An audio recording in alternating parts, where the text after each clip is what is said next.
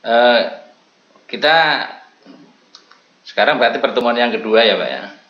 Dan kita rencana akan membahas sementara awal masuk, kemudian nanti kita akan membahas ke bagaimana menjadi aswaja kayak sekarang ini, terus kemudian sejarah awal ya nanti ya.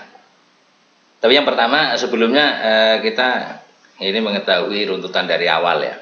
Ya dari awal ya. Yang pertama bahwa ya untuk secara umum seluruh umat Islam ini mengakui dan berkeyakinan bahwa Nabi kita, Nabi terakhir Muhammad SAW adalah Nabi yang terakhir dan diutus untuk seluruh umat ya. Seluruh umat. Sehingga sebenarnya kalau kita melihat kepada kondisi ini layak seluruh manusia dimanapun ini menerima dan merespon daripada ajarannya. Nah, berbeda dengan agama lain ya, misal agama Yahudi, agama Nasrani ya. Yang ketiga itu ketika agama Nasrani ini yang khusus untuk kaum Nasrani, sedangkan Yahudi untuk Yahudi namanya. Zoroaster untuk kaum Mesir dan sebagainya. Nah, ini yang seharusnya yang harus dari awal yang harus kita pahami untuk menuju kepada keyakinan kita dalam hal beragama. Ini ya. Nah, selanjutnya kita berkaitan dengan ini aja. Selanjutnya setelah kita meyakini kayak gitu, kemudian kita atau sebagai ajaran Islam ya, sebagai ajaran Islam ini berkeyakinan khususnya ahli sunnah wal jamaah nantilah. Terus nanti kira-kira yang termasuk ahli sunnah wal jamaah itu siapa aja itu insya Allah kita nanti akan sampai. Dan pokoknya secara umum bahwa yang berpegangan ahli sunnah wal jamaah baik yang sekarang masuk NU, Wahabi, MTA, terus Syiah dan sebagainya ini mengaku baik sebagai ahli sunnah wal jamaah dan mengaku bahwa ya, atau mengaku dan meyakini bahwa Nabi kita ini adalah Nabi yang terakhir dan umatnya adalah umat yang paling baik ya, paling baik. Nah, kemudian ahli sunnah ya, ajaran kita ini kemudian membuat klaster ya, klaster. Nah, secara rasional sebenarnya berkata klasterisasi kayak gini ini wajar dimanapun ya, termasuk misal kalau kita melihat di kelas kita saja ini ada klasterisasi ya, menurut standar penilaian yang ditentukan oleh lembaga. Begitu juga ini nanti klasterisasi khususnya yang diyakini oleh ahli sunnah wal jamaah. Nah, sehingga secara global ini memang meyakini bahwa ahli sunnah ini secara global umat Nabi kita adalah umat yang terakhir. Nah, kemudian dari seluruh umat Nabi kita ini kemudian ada tahapan-tahapan. Dari tahapan itu, tahapan mereka yang paling tinggi dan paling utama ini adalah mereka ahli Quran yang ketika itu menyaksikan langsung proses adanya Nabi, penurunan wahyu sebagainya itu ini yang menjadi itu utama ya. Nah, kemudian dari hal itu ini kita melihat statement yang pernah disampaikan oleh Nabi ya. Jadi Nabi itu pernah berstatement bahwa khairu qarni, dari sebaik-baik generasi adalah generasi saya, sumaladzina yalunahum, kemudian orang-orang yang setelahnya. Ini nanti klasterisasi itu dari itu dan kemudian muncul berbagai jenis, bahkan ahli sunnah khususnya ini meyakini bahwa ya manusia khususnya umat yang benar-benar iman selain para nabi ini adalah para ahli Quran yang khususnya generasi pertama itu melebihi ya, melebihi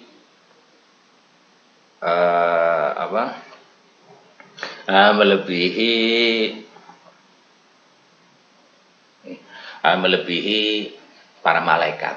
Ini karena kalau malaikat imannya kayak gitu, ini karena para malaikat tidak dibekali nafsu dan tidak dibekali akal. Kalau kita ini selalu perang antara sisi kanan dan sisi kiri. Sisi kanan saya katakan di sisi kanan ini sebagai akal dan sisi kiri sebagai nafsu. Nah, maka ketika manusia bisa berjalan mensejajarkan antara sisi kanan sisi kiri itu nafsu dan akalnya ini bisa berjalan seiringan, maka dia akan menuju kepada rel yang kemudian dalam ajaran Islam ini disebut Shiratal Mustaqim. Kalau secara perkereta apian ya rel itu, sehingga dengan adanya rel ini semua bisa seiringan terus, maka kereta api akan selamat sampai tujuan. Ya. Nah, kemudian berkaitan dengan tadi yang pertama bahwa pendapat ahli sunnah menyatakan bahwa yang paling utama adalah ahli Quran. Ya. Ya. Atau ya. Nah, ahli Quran. Nah, terus kemudian itu secara umum ya. Lalu kemudian secara generasi juga nanti manusia yang terbaik dalam konteks Islam ya, ini adalah para generasi awal secara umum. Meskipun generasi awal juga nanti bisa diklasifikasikan.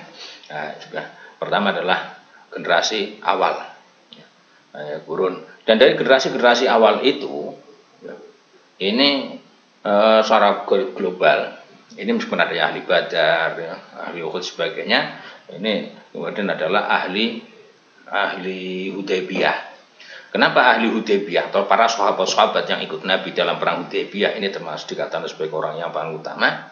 Karena kita yakin mereka sudah dicap langsung oleh Tuhan bahwa dia mendapatkan ridho langsung, waridwanu minallah, sebagainya.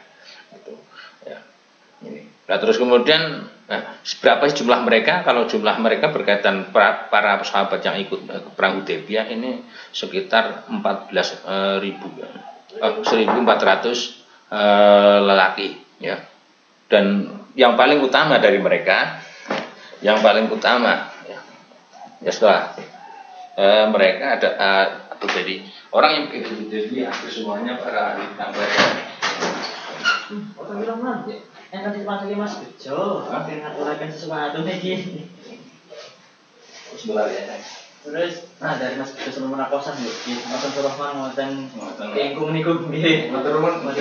Oh, sono Mas kan Bejo wis alih Mas Wadin. Sono nggih. Lagi Zoom iki ya. Pengaruhan dari Zoom. Ada tamu. Kiriman ingkung. Sorry ya. Tidak dibagi lah ya. Ingkungnya ada dibagi pengetahuannya aja. Sorry. Ada lagi.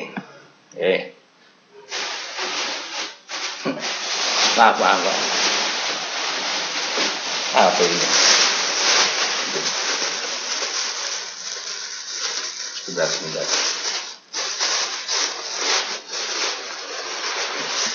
Aduh. Ternyata ini.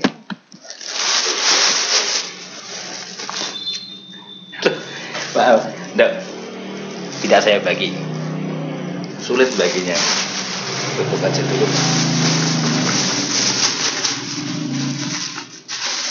Kita lanjut ya. Jadi terus kemudian ya di antara para ahli Hudaybiyah ini yang paling utama nanti adalah para ahli Badar, orang-orang yang ikut perang Badar. Nah, orang yang ikut perang Badar ini sejumlah pasukan Tolut.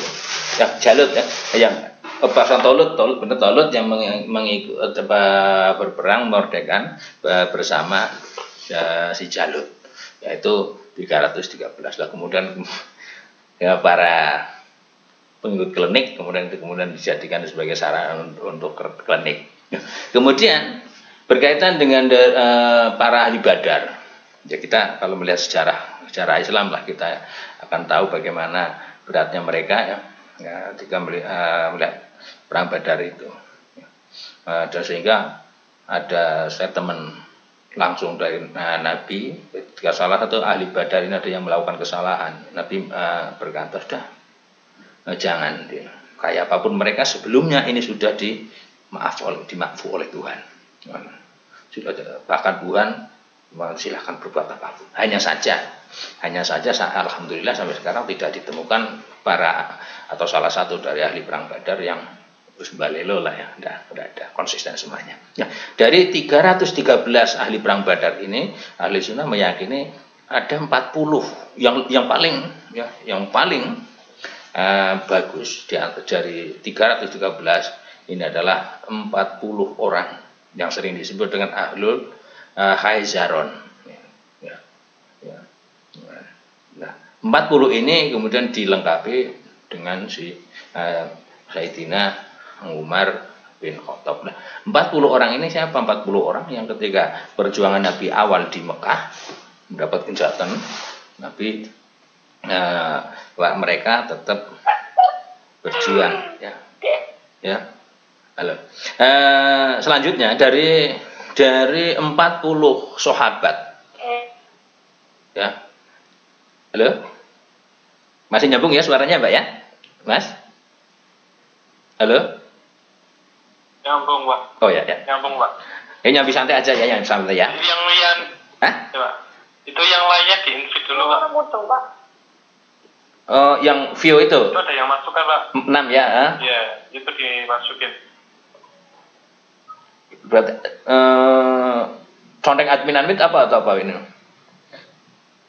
Yang suara ya. Caranya gimana misalnya, Mas? Yang di partisipan, Pak.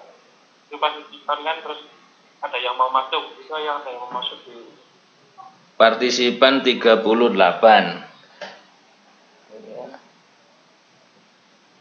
Nah, itu yang atas itu kan belum masuk, Pak. Nah, itu diklik dulu semuanya. Yang kayak Agus Yang masuk kan Agnes Nurul, misal. Ya? Ya, yang di sini kan tidak kelihatan saya, Pak. Yang kelihatan kan yang di HP Bapak. Itu diklik semua itu yang belum masuk kan ada. Yang baru masuk kan 30 ini. Di sini sih 36 sih di HP saya. Ya iya, Pak. Itu belum, yang 6 itu belum di-invite. Belum masuk orangnya.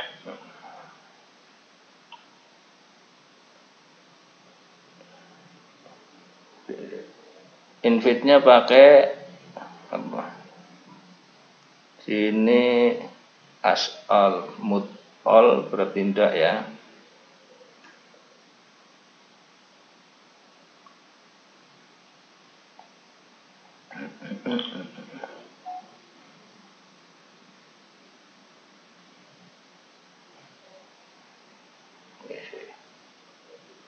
Belum pernah pakai Zoom. Gaptek ini, Mas. Berarti I Mustafa ya. Terus partisipan Isanatul sudah ya, Hasan sudah ya. Oh ini join ya. Ada, Pak. Hah? Itu saya yang jadi host aja, Pak. Ya ini yang berarti Mustafa. itu ya klik admin ya. Admin all ya. Ya, klik yang Mustafa aja, Pak. Hah? Iya di sini sih yang ini ya, sudah tadinya ya. Terus ini yang lagi proses Hasanal Fial. Ya. Terus sekarang saya klik Hasanah di admin ini benar nih nanti. Lagi join, proses join. Agnes Nurul juga proses join. Gak semua ya? Berarti gak kedetek semua, Mas? Ini Valeska Harun lagi sedang proses.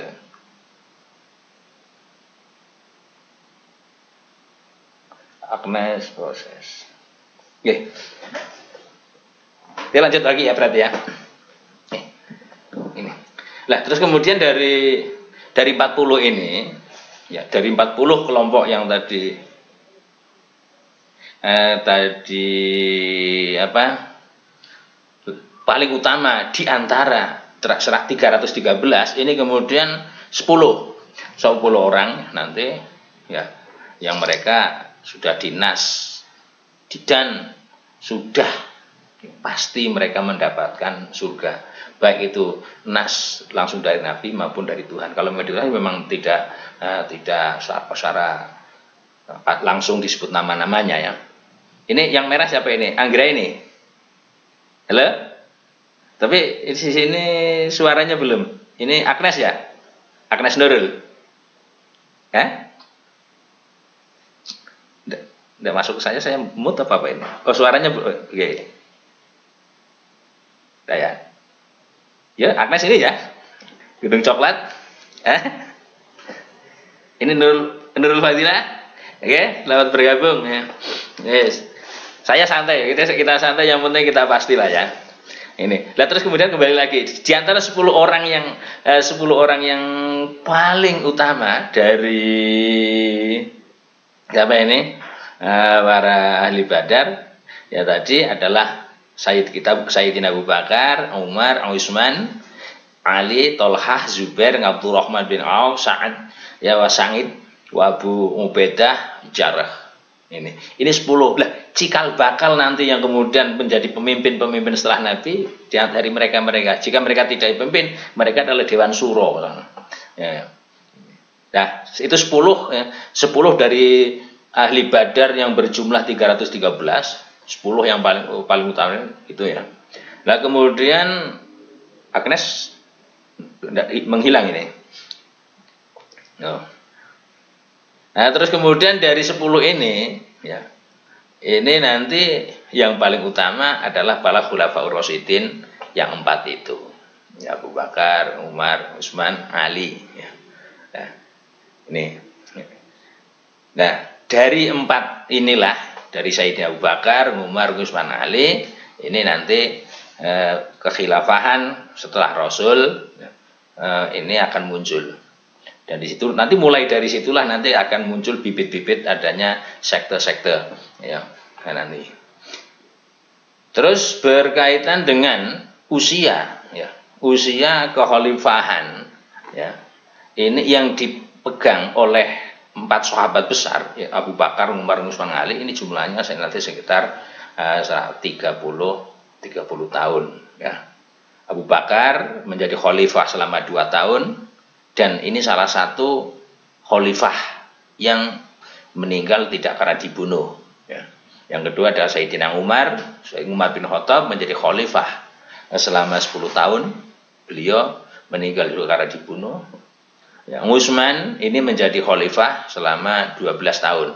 Beliau juga meninggal dibunuh. Dan Sayyidina Ali bin Abi Thalib ini menjadi khalifah selama 9 tahun. Kemudian setelah pasca Ali ini kemudian kekhalifahan ya, dipegang oleh Muawiyah selama 19 tahun. 19 tahun ini kekuasaan berada di zona Muawiyah ya. Ya. Nanti. Yang mana sebelumnya si Muawiyah ini kuasakan atau menjadi penguasa di Syam selama atau bertengker di Syam selama 20 tahun. Ya, ini. Nah, berkaitan dengan kekhalifahan para imam 4 ini yang juga menjadi cikal bakal daripada nanti munculnya sengketa-sengketa entah itu sebagainya. Ini nanti yang merupakan awal kepemimpinan dari masa kerasulan ke kepemimpinan manusia. Yang pertama ya sebelum kekhalifahan ya langsung dipimpin oleh Nabi, jelas pengangkatannya memang langsung dari Allah ya. Dan berikutnya inilah yang berdasarkan musyawarah semua sebagainya. Sekarang kekhalifahan Abu Bakar. Kalau Abu Bakar ini menjadi khalifah pasca Nabi, ini jelas dengan adanya kesepakatan murni dari kaum Muhajirin dan Ansor. Ini kejadiannya ya sekilas ya bahwa pokoknya jenazah Nabi kita tidak akan dikuburkan selama belum terpilih siapa yang akan menggantikan setelah beliau. Sehingga kalau tidak salah sampai sekitar 2 hari ya, Nabi belum dimakamkan, belum dimakamkan. Maka ketika itu umat Islam bermusyawarah ya, Abu Bakar Umar lebih pantas dan sebagainya, dan semuanya satu sama lain saling menunjuk yang lain bahwa yang lain lebih pantas. Tapi akhirnya kemudian dengan beberapa alasan dan beberapa bukti yang ada, akhirnya ya, semuanya sepakat bahwa Abu Bakar yang terbaik dan Abu Bakar yang harus memimpin. Maka ketika itu Abu Bakar dinobatkan sebagai khalifah pertama, dan beliau yang memegang kekhalifahan selama 2 tahun. Kemudian beliau tutup usia, tapi bukan karena terbunuh dan ataupun yang lain. Ini ya. Terus kemudian yang kekhalifahan yang kedua ini nanti dipegang oleh Sayyidina Umar ya. Sayyidina Umar bin Khattab. Nah, kekhalifahan Umar bin Khattab ini dengan adanya pertama adalah yang paling pokok, ini pengangkatan langsung dari Abu Bakar. Jadi Abu Bakar yang mengangkat untuk nanti setelah saya adalah menggantikan ya. Nanti kemudian Abu Bakar menggiring, sebelum meninggal menggiring agar mereka baiat ya, kepada Umar bin Khattab, dan kemudian cara raja-raja, seandainya raja ya, cara raja di Jawa ini kemudian mereka menggunakan nama gelar itu apa. Akhirnya Umar membuat atau diberi gelar dengan Amirul Mukminin pertama kali. Itu kalau Abu Bakar khalifah, Umar menyatakan saya bukan khalifah, bukan pengganti Nabi, bukan terus saya adalah memimpin, orang yang akan memimpin umat Islam. Sedikit merendah ya, daripada Abu Bakar, karena beliau juga merasa bahwa dirinya jauh dan tidak layak. Karena ya, Abu Bakar jelas disebut oleh Allah sebagai orang yang sania snain, jadi orang kedua yang bersama Nabi ketika di Hua, dan yang ketiga ada Allah. Dan dari Umar ini nanti muncul khususnya berkaitan dengan sistem kenegaraan. Ini yang banyak muncul adalah dari Sayyidina Umar, termasuk sistem idarah, sistem perkantoran, sistem departemen, dan sistem keprajuриtan, dan kemudian adanya sistem gaji. Ini mulai digagas oleh Sayyidina Umar ya, oleh Pak Umar. Umar memimpin selama 10 tahun. Kita lanjut ke selanjutnya adalah khalifah yang ketiga, yaitu khalifah Utsman bin Affan ya. Khalifah Utsman bin Affan ya. Ini juga kepemimpinan atau keterangkatannya Utsman sebagai khalifah ini juga atas kesepakatan daripada para sahabat. Para sahabat-sahabat yang masih ada ketika itu. Ya, ini. Nah, hal itu dikarenakan apa? Pada waktu kekhalifahannya, ya Umar ini mengeluarkan anaknya untuk masuk ke Dewan Syuro, alias tidak boleh, karena khawatir kalau anaknya Umar disertakan nanti akan menyebabkan para sahabat akan memilih anaknya Umar. Maka dia tidak disertakan. Nah, kemudian ya, Umar membuat ya sistem dewan permusyawaratan yang secara istilahnya Arab adalah Dewan Syuro, yang dipegang oleh 3 orang. Dewan lembaga permusyawaratan yang 6 orang ya, yang itu dipegang oleh 6 orang. Di antaranya adalah Tolhah bin Zubair, Sa'id bin Abi Waqqas, Utsman diri, Ali, dan Abdurrahman bin Auf. Ya. Dan kemudian Abdurrahman dan Zubair ya, Wasangid, mereka mengeluarkan dirinya dari Dewan Syuro, sehingga menjadi tinggal 3 dari 6. Yang maka tersisalah di situ yang menjadi Dewan Syuro. Ya kalau istilah kamu mungkin tidak Dewan Syuro, tapi calon-calon legislatif ya, kemungkinan. Kemudian ketika 6 orang ini yang 3 mengundurkan diri, yaitu tadi si Tolhah, Zubair, dan Sa'id, maka tinggal Utsman, Ali, dan Abdurrahman ya. Nah, ketika itu Abdurrahman lalu berkata kepada Ali dan Utsman, ya, saya memilih salah satu, ya, saya memilih salah satu dari Anda. Alias dengan kata lain, Abdurrahman, saya tidak mau diangkat jadi pemimpin Anda berdua. So, saya memilih Anda berdua. Nah, mulai dari kekhalifahan Utsman ini sudah mulai ada sejarah ada yang mengatakan bahwa sekte nepotisme itu mulai ada. Ya, tapi yes, kita tidak perlu untuk menyalahkan mereka lah. Yang penting sejarah itu menjadi suatu pelajaran yang banyak hikmahnya pada kita. Ya. Kemudian setelah Utsman diangkat, ya, atas bengat pertama kali Sayyidina Ali yang bengat pada Utsman bahwa Utsman adalah khalifah setelah Umar, maka manusia ikut bengat kepada Utsman, maka jadilah Utsman ini menjadi khalifah, ya. Ya. Dengan kesepakatan seluruh Dewan Syuro. Ini ya. Kemudian meninggallah beliau karena dibunuh, ya. Selanjutnya khalifah keempat yaitu Sayyidina Ali. Nah, Sayyidina Ali, ya, ini kemudian menjadi khalifah keempat, ya. Nanti dan juga dia juga punya kemudian mulai Abu Bakar, Umar, Utsman ini kemudian menjadi atau disebut dengan khalifah, dengan Amirul Mukminin, ya, bukan khalifah ini nanti, ya. Dan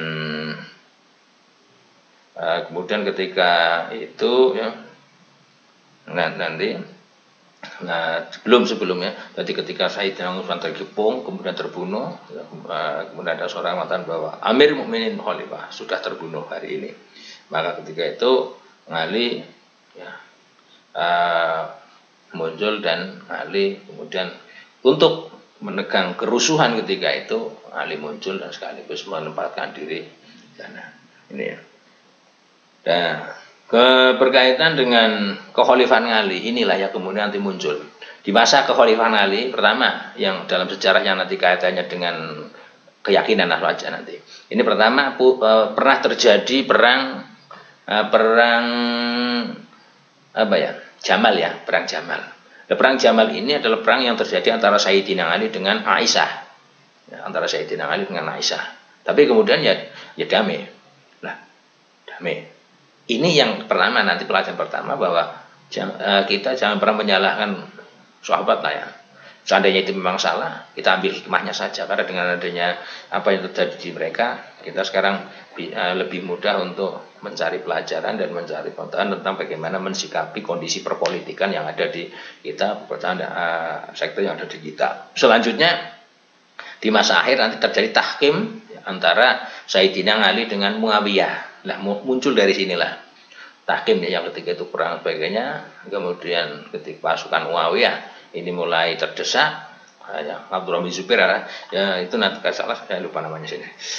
Ketika itu kemudian tahkim dan berhenti minta damai dan musyawarah berunding di atas atau di bawah Al-Quran, ya, ketika itu dengan membahas Al-Quran di ujung tombak mengajak itulah. Dengan adanya itu Sayyidina Ali untuk menghormati, ya, karena yang mereka bawa adalah Quran. Meskipun akhirnya apa yang dilakukan oleh, ya, panglima pasukannya Muawiyah ini sebenarnya hanya taktik, ya, yang juga merugikan sebenarnya. Tapi, ya, karena apapun melihat akal Qurannya, Sayyidina Ali masuk turun dan masuk pada tahkim. Nah, dari peristiwa ini muncul nanti paling tidak ada 3 kelompok aliran besar. Yang pertama aliran Khawarij, aliran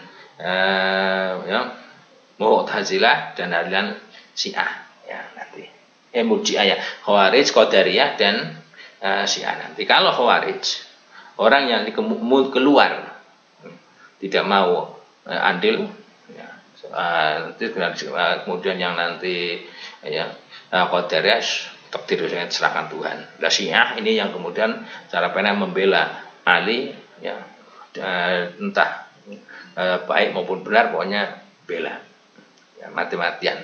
Bahkan kemudian nanti insya Allah ke depannya nanti ketika kita nanti ambak Singan, karena Singan ini terkelompok menjadi, kalau tidak salah menjadi 11. Ya, dari Syiah 11 itu nanti ada yang bahkan ini terlalu jauh sehingga ada yang menyalahkan, ya, bahwa kalau kenabian ini dipegang oleh Nabi kita Muhammad SAW itu adalah karena salah kirim, mereka Jibril salah kirim. Nah, ini nanti hanya sebagian sih, tidak seluruh kaum Syiah, ya, tidak seluruh kaum Syiah nanti.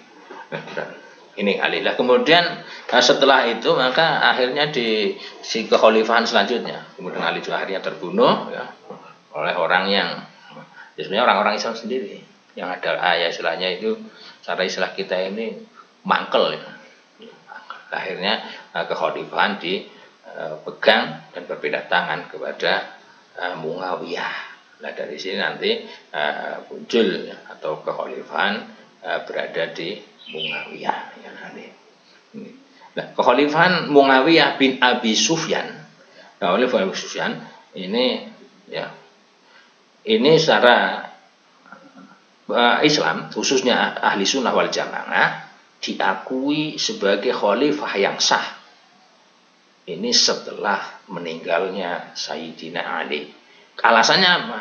Alasannya karena ketika Muawiyah menjadi khalifah sebelum ya, meninggalnya Sayyidina Ali sebagai khalifah keempat, maka ya, Muawiyah belum sah karena ketika itu masih ada khalifah yang diakui dan diperingatkan belum turun dan belum lengser.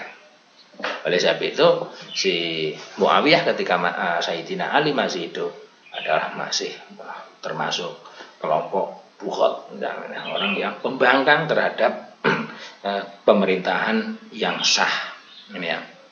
Ini sehingga itu ahli sunnah menilai dan Islam secara umum menilai bahwa kekhalifahan Muawiyah mulai dibenarkan dan mulai sah ketika setelah meninggalnya Sayyidina Ali. Ini ya. Nah, kemudian ya,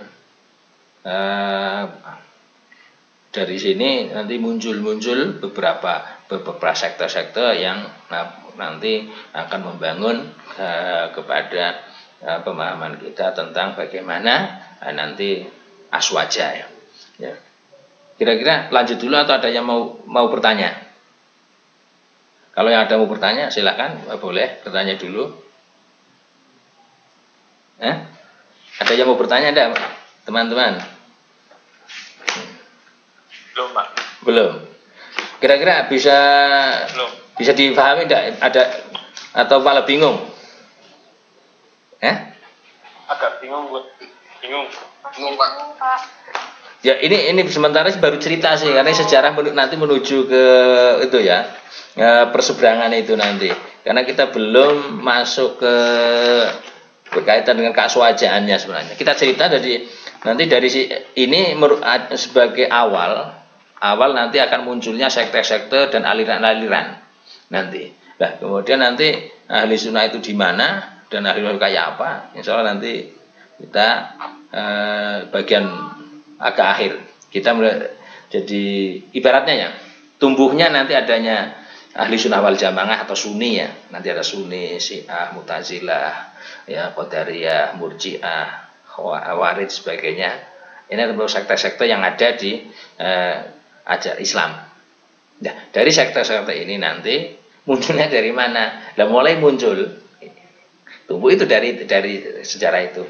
Kalau ya berkaitan dengan khawarij dan qadariyah, ini pertama dari tahkimnya tadi yang kita sebut tahkimnya Sayyidina pertama dari itu Siffin, perang Siffin ya, atau perang antara Sayyidina Ali dengan Sayyidah Aisyah istri Nabi, tapi kemudian atau disebut dengan perang Jamal ya, tapi kemudian ya, berakhir dengan damai, dan kemudian berikutnya adalah perang antara Ali dengan Muawiyah. Nah di sini muncul nanti sekte ketiga yaitu sekte adanya Syiah, terus kemudian ada yang nanti Murji'ah.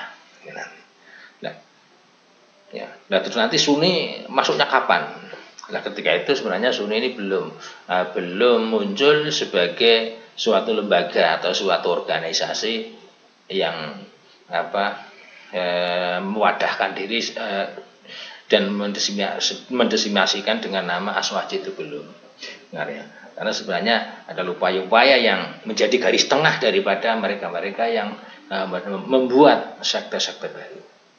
Intinya itu nanti dan kemungkinan nanti kalau melihat persejarahan ini sebenarnya merupakan sejarah yang panjang sih ya. Jadi itu Sebenarnya yang paling pokok kita bahas di hari ini adalah itu sebenarnya ya. Jadi tentang sejarah kita belum menyinggung tentang ajaran kayak apa sebagainya nanti. Terus keyakinan yang harus kita pegang kayak apa ini belum ya. Kira-kira itu gimana? Halo? Ya, nanti ya. Kemudian kita selanjutnya nanti akan nanti ketika kita sudah ini sejarah sudah, nanti kira-kira tentang kepengin saya nanti bagaimana sejarah antara kelompok ya. Karena kan nanti di agama kita atau di hadis itu ada bahwa intinya kalau Nabi mengatakan bahwa iftaraqat Yahudi ngala ihda wasabgina, ya, Nabi di hadisnya mengatakan bahwa kaum Yahudi ini akan terpecah menjadi 71, iftaraqat Nasara isnain wasabgin, dan Nasrani akan terpecah menjadi 72 kelompok. Wa umati ngala salasin wasabgina firqah kulluhum finnar ila wahid. Umat saya ini semuanya nanti akan terpecah menjadi 73 kelompok, dan semua kelompok-kelompok yang tadi akan masuk neraka kecuali yang satu. Nah, ketika itu di belakang lanjutnya ada ahli sunnah wal jamaah. Nah, kemudian siapa sebenarnya ahli sunnah yang wal jamaah yang ini? Nah, ini kan menjadi hal yang rancu karena seluruh sekte-sekte yang ada ini menganggap bahwa mereka adalah yang ahli sunnah. Nah, begitu juga kita juga menganggap kita ahli sunnah. Nah, kemudian ahli sunnah yang sebenarnya itu kayak apa? Nah, ini yang nanti perlu untuk kita kaji bareng ya. Nah, nanti ya. Nah, itu permasalahan yang pertama nanti. Sehingga nanti siapa yang layak mendapatkan nama sebagai kelompok An-Najiyah, kelompok yang selamat ya. Terus kemudian kira-kira kita ini termasuk kelompok yang selamat atau tidak, ini adalah hal yang perlu untuk kita pelajari kita bersama. Sehingga nanti kemudian setelah kita mengetahui itu semua, kami berharap ini kita sudah tidak sempat lagi untuk kelompok itu lebih kelompok ini kelompok saya enggak. Tapi kita memikirkan kelompok kita ini berada di kelompok yang benar atau tidak. Ketika tidak, maka kita mencari yang lebih benar. Ini yang ini. Ya. Karena gini nanti, secara kelompok ya, secara tanda yang besar, tanda yang paling nyata, ini nanti berkaitan dengan kelompok yang dikatakan sebagai ahli bid'ah pokoknya. Ahli bid'ah itu siapa aja? Ya pokoknya siapapun yang melakukan pembaharuan keyakinannya. Lah, terus apakah kita ini bukan ahli bid'ah? Kita tidak, secara pasti kita tidak ngerti. Pokoknya yang penting kita berusaha ke sana. Kita coba nanti kita sebenarnya yang ahli bid'ah apa dan ya. Tapi ciri-cirinya nanti berkaitan secara studi global, ya. Jadi tanda-tanda yang bisa disebut sebagai ahli bid'ah dalam konteks ahli hadis ini, pertama tanda-tanda kaum zindik mereka mengatakan sebagai ya sebut haisuwiyah, nah, ya. Dan mereka ingin menghapus fungsi hadis kalau ini. Sedangkan tanda secara global ini ya sebentar nanti mudah-mudahan kita bisa membahas rincinya di kemudian hari. Yang kedua adalah kaum Qadariyah, ya, mereka ya, cirinya dengan disebut sebagai kaum mujbirah, ya, orang yang maksa ya, maksa. Karena apa? Menurut kenapa dikatakan kaum mujbirah atau Qadariyah? Bahwa kita sebagai manusia ini hanya sekedar wayang yang tidak bisa apa, kita hanya dipaksa oleh sang dalang. Kita hanya melakukan apa yang dilakukan oleh Tuhan, kita tanpa adanya usaha yang bisa kita lakukan. Apa itu benarkah itu sebenarnya atau tidak? Ini kalau kita melihat secara global yang ada di penyampaian Al-Quran itu tidak, karena juga ya karena ada sisi lain yang ya, membebaskan kita untuk bisa untuk bisa berusaha. Sehingga Tuhan mengatakan bahwa innallaha la yughayyiru ma biqaumin hatta yughayyiru ma bi anfusihim. Allah ini tidak akan merubah apa yang ada pada di suatu kaum kecuali mereka sendirilah yang merubah. Dengan kata lain, Allah ini akan mengubah jika ada usaha kita. Ya kemungkinan yang paling enak inilah. Ini sebagai dalam dunia kita ya. Ya berbeda kalau mereka keyakinannya sudah terlalu tinggi ya kita, tapi saya belum sampai ke sana. Jadi misal gini, kira-kira kalau kita lapar kemudian kita dihadapi suatu makanan yang enak, kita hanya kita tidak melakukan makan, apa kira-kira kita bisa kenyang misal? Kalau dipaksa atau misalnya kenyang atau tidak kan Tuhan yang memberikan. Coba kita tidak melakukan makan, tidak berusaha, apa bisa kenyang sendiri. Nah, ini ya. Sehingga secara rasional yang bisa kita tangkap, maka qadariyah bahwa manusia adalah dipaksa, kita manusia hanya sebagai boneka Tuhan. Ini kurang tepat. Ya, adapun tanda ya, yang dimiliki oleh kaum Jahmiyah ya.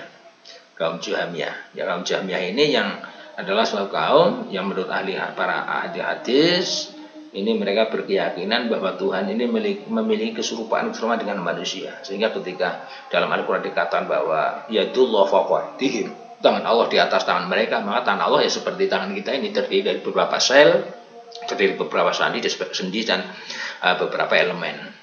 Nah, ini tentunya kurang tepat ya tentunya. Nah, kenapa kayak gitu? Sekarang gini, ini secara rasio saya yang masih pendek. Kita sering mengatakan bahwa ya kira-kira itu tangannya, misal ya, kan dia ada kalau kambing atau yang kaki depan disebut dengan tangannya, misal, atau kakinya tidak apa-apa yang itu kakinya kambing ini, lah, begini. Nah, terus kemudian kita coba renungkan apa kaki kambing ini sama seperti kaki kita, bentuknya, caranya. Ya barangkali sel-selnya ada yang sama tapi apa sama. Nah, kalau kayak gitu, coba kita kembali lagi Tuhan. Kemudian belum lagi kaki kita dengan kaki jangkrik misalnya, tapi jangan udah usah kampretnya, sudah masalah kampret sudah lewat. Selanjutnya ada berkaitan kaum Rafidah ya, yang disebut oleh para ahli hadis ini disebut oleh kaum Nasibah ya, kaum Nisibah ya. Ini ya. Nah, tapi yang jelas secara global kaum-kaum dan sekte-sekte itu tidak lain disebut sebagai ashabul hadis ya. Nanti alias orang yang ahli bid'ah, suka apa bid'ah sebagainya. Nah, kalau kita suka ya, memperbaharui hal yang baru, nanti yang tidak ada unsur ya, atau tidak ada bibit yang datang dari Nabi, ya kita juga akan termasuk ke sana nanti. Ya. Nah, jadi kira-kira antaranya untuk hari ini kira-kira sementara itu dulu atau ada yang mau ditanyakan? Sejarahnya kita buat panjang, buat lama atau buat singkatnya? Ini sementara baru awal yang munculnya adanya itu apa nanti paham-paham ya. Gimana, ada yang mau tanya? Nah, silakan tanya. Boleh, kita santai saja, santai aja apa-apa. Halo?